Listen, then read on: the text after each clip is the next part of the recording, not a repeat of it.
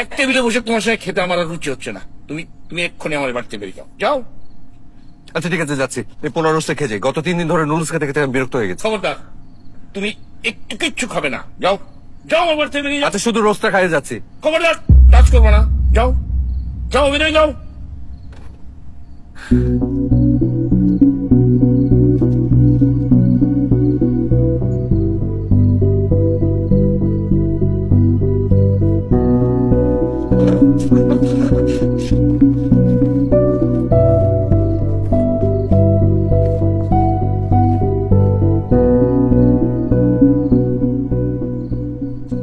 কি হলো?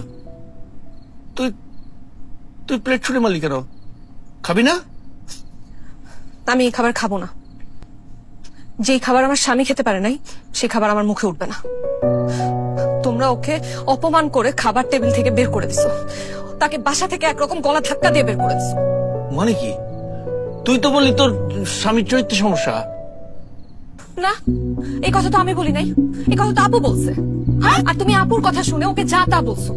তুমি আমার বাবা, তোমার সম্মান রক্ষার্থে আমি চুপ করেছিলাম। তোমার সাথে আমার স্বামীর সামনে কোন রকম তর্ক করি নাই। কিন্তু আজকে যদি তুমি না হয়ে এখানে অন্য কেউ হইতো, একদম শিক্ষা দিয়ে দিতাম একটা। বুঝলাম না, হঠাৎ করে তো এরকম ফালতু পাগল ছেলেটার জন্য তোর উতলায় উঠলো? ওই চরিত্রহীন ছেলেটার জন্য তুই বাবার মুখে মুখে কথা বলতেছিস?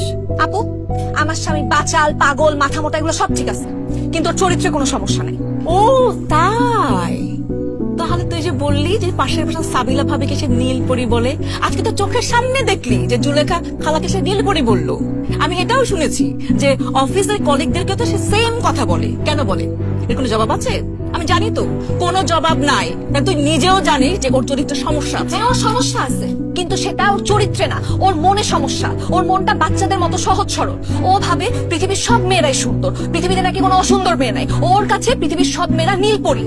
ও তো কেটে বসতে না, ও উল্টা পাল্টা একটা বুঝাই দিল আর তুই সেটা বুঝে গেলি। হ্যাঁ, বুঝে গেছি। এর কারণ আছে, কারণ ওর মাকেও মাঝে মাঝে নীলপরি বলে। জিজ্ঞেস করো, বিশ্বাস না হলে মাকে জিজ্ঞেস করো।